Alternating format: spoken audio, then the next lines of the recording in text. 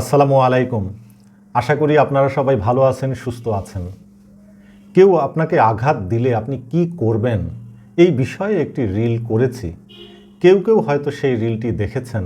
আজকে এই বিষয়ে এলাবোরেট করতে চাই। মানুষ আপনাকে আঘাত করবে, এটা জীবনের অংশ। আপনি যেই হন না কেন, যে সামাজিক অবস্থানের মধ্যেই থাকেন না কেন, যদি দূরের মানুষ আপনাকে কখনো আঘাত করার চেষ্টা করে, আপনাকে কষ্ট দিতে চেষ্টা করে, তাহলে অনেক সময় আপনি হয়তো সেটা গায়ে মাখবেন না, ইগনোর করবেন, হয়তো ভুলে যাবেন। কিন্তু কাছের মানুষ যদি আপনাকে আঘাত দেয়, আপনি সেটা সইতে পারবেন না, ভুলতে পারবেন না, ইগনোর করতে পারবেন না। আপনি অনেক বেশি কষ্ট পাবেন। হয়তো বা এই কারণে আপনার লাইফস্টাইল বাধাগ্রস্ত হবে। আজকের ভিডিওতে সেই বিষয়ে আমি আলোচনা করতে চাই। যারা এই বিষয়ে আলোচনা শুনতে চান তারা আমার এই ভিডিওটি সম্পূর্ণ দেখবেন। ভিডিওটি দীর্ঘ হতে পারে, সেজন্য আমি আগেই আপনাদের কাছে ক্ষমা চেয়ে নিচ্ছি। আঘাত দুই রকম হতে পারে, একটি শারীরিক আঘাত আর একটি মানসিক আঘাত। শারীরিক নির্যাতনের ঘটনা অনেক ঘটছে, আর মানসিক নির্যাতনের ঘটনা আরও অনেক অনেক বেশি ঘটছে। তার খবর আমরা কে কয়জন রাখি বলেন। আমি তিনটি পর্যায়ে আলোচনা করব আজকের এই ভিডিওটি। প্রথমে যে বিষয়টি আলোচনা করতে চাই সেটি হচ্ছে কিভাবে মানুষ আরেকজন মানুষকে আঘাত করে। প্রথমটি আমি বলবো সেটি হচ্ছে মানুষ আরেকজনের ভুল সমালোচনা করে, মিথ্যা সমালোচনা করে, অপমানজনক কথা বলে, মিথ্যা প্রচার করে আরেক মানুষের সম্পর্কে। এভাবেও কিন্তু একজন মানুষ আরেকজন মানুষকে আঘাত করে। আরেকটি হচ্ছে, যেমন আপনাকে যদি কেউ অবহেলা করে, আপনাকে যদি কেউ উপেক্ষা করে, যতটুকু গুরুত্ব আপনার পাওয়ার কথা ততটুকু গুরুত্ব আপনি পাচ্ছেন না, তাহলে আপনি আঘাত পাবেন, কষ্ট পাবেন। আরেকটি হচ্ছে আপনার সাথে যদি কেউ প্রতারণা করে, মিথ্যা কথা বলে আপনার সাথে, তাহলেও আপনি আঘাত পাবেন, আপনি কষ্ট পাবেন। আরেকটি হতে পারে যদি আপনার সম্পর্কে কেউ ভুল মূল্যায়ন করে, অন্যের সাথে আপনাকে তুলনা করে আপনাকে ছোট করা হয়, তাহলেও আপনি আঘাত পাবেন। আরেকটি খুব বিষয়, যে আমি খুব গুরুত্বপূর্ণ বিষয় আমি বলবো, সেটি হচ্ছে যখন কাছের মানুষটা আপনার অনুভূতির মূল্যায়ন করছে না, আপনার অনুভূতির প্রতি সংবেদনশীল হচ্ছে না, আপনার অনুভূতিগুলোকে বুঝতে চেষ্টা করছে না, তখন কিন্তু আপনি আঘাত পাবেন। আরেকটি হতে পারে যদি আপনার কোনো বন্ধু আপনাকে বা কাছের মানুষ আপনাকে তার সুবিধা আদায়ের জন্য ব্যবহার করে, আপনি যদি ব্যবহৃত হন আরেকজন মানুষের দ্বারা, তাহলেও কিন্তু আপনি আঘাত পাবেন, আপনি কষ্ট পাবেন। আরেকটি হতে পারে আপনি কাছের মানুষগুলোর কাছ থেকে সমর্থন পাচ্ছেন না, আপনার মতের মূল্যায়ন পাচ্ছেন না, সে কারণেও কিন্তু আপনি আঘাত পাবেন। গুজব ছড়ানো যদি হয় আপনার সম্পর্কে, যেটা সঠিক নয় কিন্তু একটা গুজব ছড়ানো হলো, আপনি কষ্ট পাবেন। এটা দূরের মানুষেরাও করে, কাছের মানুষেরাও করে। কিন্তু পার্থক্যটা যেটা হচ্ছে যে দূরের মানুষরা করলে হয়তো কষ্টটা কম হয়, কিন্তু কাছের মানুষ করলে কষ্টটা বেশি হয়। সেটা আমি শুরুতেই বলেছি। এবার আমি আলোচনা করি, সেটি হচ্ছে যে মানুষ কেন আরেকজন মানুষকে আঘাত করে। খুব ইন্টারেস্টিং কয়েকটা কারণ আছে, আমি সেগুলোই আপনাদেরকে বলছি। মানুষ আরেকজন মানুষকে কষ্ট দেয় তার ব্যক্তিগত কষ্ট থেকে। সে মানুষটা কষ্টে আছে, সে অসুখী, সে ভালো নাই, সে ব্যর্থ, সে বিষণ্ণ, সে এংজাইটিতে ভুগছে, বিভিন্ন ধরনের মানসিক অসুস্থতার মধ্যে সে আছে। সেই মানুষটা কিন্তু আরেকজন মানুষকে কষ্ট দেয়। যারা কষ্টে থাকে তারা আরেকজন মানুষকে কষ্ট দেয়, এরকম কিন্তু অনেক ক্ষেত্রে দেখা যায়, সব ক্ষেত্রে না, অনেক ক্ষেত্রে দেখা যায়। আরেকটা কারণ আছে, মানুষ জেলাসি থেকেও আরেকজন মানুষকে কষ্ট দেয়। আপনার সাফল্য, আপনার সুখ সেই মানুষটা সহ্য হয় না, সে জেলাস আপনার ব্যাপারে, সে কারণেও কিন্তু সে আপনাকে কষ্ট দেয়। আপনি একটা মতামত দিচ্ছেন, আরেকজন ভিন্ন মতামত দিতেই পারে, তাতে দোষের কিছু নাই, কিন্তু কখনো কখনো দেখা যায় সেই মানুষটা তর্কে জেতার জন্য আপনাকে কষ্ট দিয়ে কথা বলবে, আপনাকে আঘাত করবে, কারণ তার তর্কে জিততে হবে, সেটাই হচ্ছে তার মূল লক্ষ্য।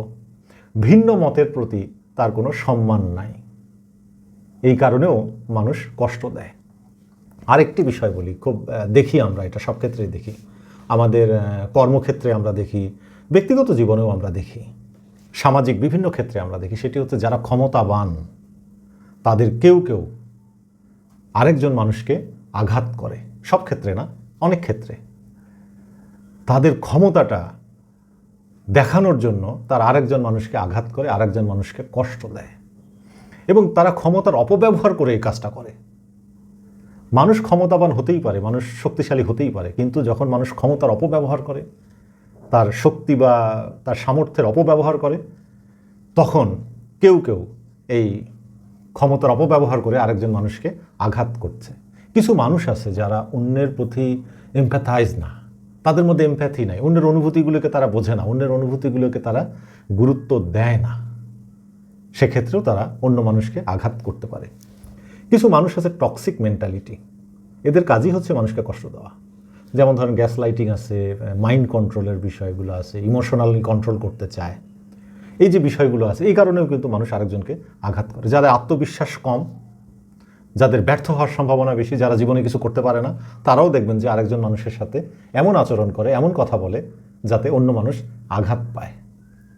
আবার দেখবেন যে অনেক মানুষের কিছু অতীত খারাপ অভিজ্ঞতা থাকে, সেই খারাপ অভিজ্ঞতার কারণে তার মানসিক অবস্থা এমন হয়ে যায়, তার আচরণের মধ্যে তার একটা প্রভাব পড়ে, এই প্রভাবের কারণে সে আরেকজন মানুষকে কষ্ট দেয় বা আঘাত করে। এই যে কয়েকটা বিষয় আমি বললাম, সব ক্ষেত্রে এটা প্রযোজ্য তা না, অনেক ক্ষেত্রেই প্রযোজ্য, ব্যতিক্রম তো অবশ্যই আছে।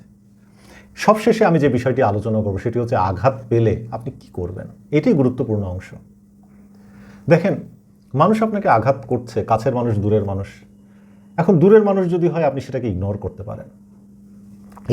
পারেন। আবার কাছের মানুষ কিছু আছে যারা অনিচ্ছাকৃতভাবে না বুঝে কোনো কষ্ট দিয়ে আপনাকে কথা বলে ফেলেছে, এমন কোনো আচরণ করে ফেলেছে যে আপনি কষ্ট পেয়েছেন। যদি সে না বুঝে করে, তাহলে তার সাথে সেটা নিয়ে আলোচনা করতে পারেন, তাকে বলতে পারেন। সে যদি তার ভুল বুঝতে পারে, সে যদি দুঃখ প্রকাশ করে, তাহলে হয়তো বা ভবিষ্যতে সে আর আঘাত দিয়ে, কষ্ট দিয়ে আপনাকে কথা বলবে না। আর দূরের মানুষ যদি হয়, তাহলে সেটা আপনি ভুলে যেতে পারেন, ইগনোর করতে পারেন, সেটা ডিপেন্ড করে আঘাতটা কী। দ্বিতীয় যে বিষয়টি আপনাকে বলবো আমি, সেটি হচ্ছে যে আপনাকে শান্ত থাকতে হবে। আপনি যদি নিজেকে শান্ত রাখতে পারেন, তাহলে পরবর্তী পদক্ষেপ কি হবে সেটা নেওয়ার ব্যাপারে আপনি চিন্তা করতে পারবেন এবং হয়তো সঠিক পদক্ষেপ আপনি নিতে পারবেন। আপনি যদি কষ্ট পেয়ে, আঘাত পেয়ে যদি অস্থির হয়ে যান, মানসিকভাবে যদি স্ট্রেস থাকেন, তাহলে দেখা যাবে যে পরবর্তী পদক্ষেপটা আপনি সঠিকভাবে নিতে পারবেন না। যদি সম্ভব হয় একটু অপেক্ষা করেন, সময় নেন, যে আঘাতটা আপনি পেয়েছেন এটার জবাবটা আপনি কিভাবে দেবেন। নাকি আপনি এক্ষেত্রে চুপ থাকবেন, আপনি কি ইগনোর করবেন, নাকি এটা সহ্য করে এটা আপনি মন থেকে ঝেড়ে ফেলে দেবেন। তো এই যে বিষয়গুলো আছে, এটা আপনাকে কিন্তু চিন্তা করতে হবে। আরেকটি যেটা আমি বলবো সেটি হচ্ছে যে আঘাতের কারণ বিশ্লেষণ করা খুব গুরুত্বপূর্ণ। আপনি আঘাতের কারণ বিশ্লেষণ করেন, কেন আপনাকে আঘাত দিল। আপনার কাছের মানুষটা যদি খুব মানসিক চাপের মধ্যে থাকে, তাহলে কিন্তু সে অনেক সময় তার আচরণের মধ্যে তার একটা প্রভাব পড়তে পারে, সেটা আপনারা আলোচনা করে ঠিক করে নেন। ইচ্ছাকৃতভাবে যদি কেউ আপনাকে আঘাত করে, আপনাকে এক্সপ্লয়েট করার জন্য যদি করে, গ্যাস লাইটিংয়ের কারণে যদি হয়, তো সেগুলো আপনাকে আমলে নিতে হবে। আপনাকে আঘাতের কারণ বিশ্লেষণ করা অত্যন্ত গুরুত্বপূর্ণ। কারণ বিশ্লেষণ না করলে আপনি পরবর্তী পদক্ষেপ নিতে পারবেন না। সম্ভব হলে আপনার অনুভূতিগুলোকে প্রকাশ করেন, তাকে বলেন যে আপনি এই কথায় কষ্ট পেয়েছেন, এই আচরণে কষ্ট পেয়েছেন। সেই সময় বলেন, যেই সময় বললে আপনি তাকে বোঝাতে পারবেন, যেভাবে বললে আপনি তাকে বোঝাতে পারবেন সেভাবে বলেন। আপনার অনুভূতিগুলোকে প্রকাশ করলে, আলোচনা করলে অনেক সময় সমাধান পাওয়া যায়। আপনি সেই চেষ্টা করে দেখতে পারেন। আপনি যদি ক্ষমা করতে পারেন খুব ভালো, যদি ক্ষমা করতে না পারেন তাহলে সেটা নিয়েও কিন্তু আপনাকে ভাবতে হবে, ওই জায়গায় আপনাকে চিন্তা করতে হবে যে এমন কোনো আঘাত কি আপনাকে করেছে যেটা শাস্তিযোগ্য অপরাধ। যদি সেটা হয় তাহলে সেটার ব্যাপারে পদক্ষেপ নিতে পারেন। আর যদি সেটা শাস্তিযোগ্য অপরাধ না হয়, তাহলে ক্ষমা করতে পারলে ভালো, আলোচনা করে সেটা মিটিয়ে নেওয়াই ভালো। কাছের মানুষের কথা বলছি আমি। আরেকটি কাজ আপনি করতে পারেন, সেটি হচ্ছে যে কর্মক্ষেত্রে হয়, ব্যক্তিগত জীবনে হয়, অনেক ক্ষেত্রে হয়। মানুষ তো আঘাত দিয়ে কথা বলছে, আঘাত এমন কিছু করছে যে আমরা আঘাত পাচ্ছি, এমন আচরণ করছে। তো সেই ক্ষেত্রে যদি সম্ভব হয় সেই মানুষটার সাথে দূরত্ব বজায় রাখেন। দূরত্ব বজায় রাখলে হয়তো আপনাকে আঘাত করার সুযোগ সে পাবে না। আরেকটি কাজ আপনি করতে হবে, আপনাকে অবশ্যই করতে হবে, সেটি হচ্ছে নিজের যত্ন নিতে হবে। আপনার নিজের মেন্টাল হেলথের যত্ন নেন। যারা আপনাকে আঘাত করছে, আপনি কষ্ট পাচ্ছেন, এটার জন্য আপনি দায়ী না, ওই মানুষগুলা দায়ী যারা আপনাকে আঘাত করছে। কিন্তু আপনার ইমোশনাল হেলথের বা মেন্টাল হেলথের যত্ন নেওয়ার দায়িত্ব কিন্তু আপনার। যে কোনো পরিস্থিতিতে আপনার মানসিক স্থিতিশীলতা বজায় রাখতে চেষ্টা করবেন। আপনার মেন্টাল হেলথের যে যত্নটা সেইটা আপনি না, নিজের মধ্যে নেগেটিভিটি ধারণ করে কখনো নিজের ক্ষতি করবেন না, বিষণ্ণতায় ভুগবেন না, আপনার লাইফস্টাইলের ক্ষতি করবেন না। দিন শেষে কিন্তু আপনাকে ভালো থাকতে হবে। যারা আপনাকে আঘাত দিয়েছে তারা দেখবেন যে ভালো আছে, তারা দিব্যি হাসি খুশি আনন্দে আছে, কিন্তু আপনি আঘাত পেয়ে কষ্টে আছেন। সেই বিষয়টা বিবেচনায় নেন এবং আপনার ইমোশনাল হেলথের যদি যত্ন আপনি ঠিকভাবে নিতে পারেন, তাহলে দেখবেন আপনি সেই আঘাত ম্যানেজ করার উপায়গুলো খুঁজে পাচ্ছেন।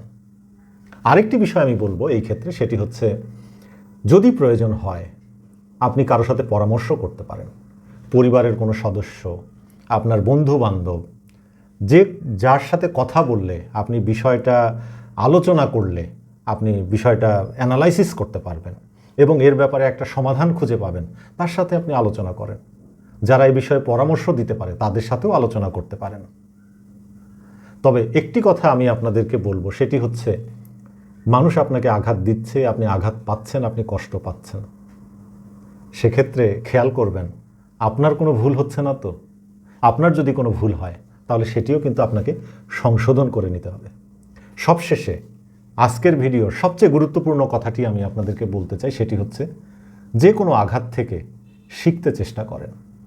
আপনি যদি কোথাও ঠেকে যান, ঠেকেও শিখতে চেষ্টা করেন।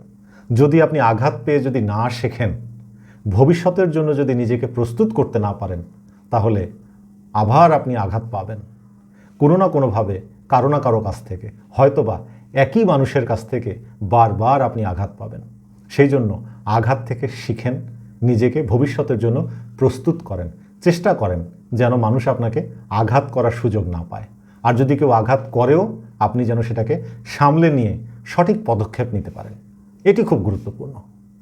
আজকে এই পর্যন্তই। আপনারা সবাই ভালো থাকবেন, আবার আপনাদের সাথে কথা হবে। আসসালামু আলাইকুম।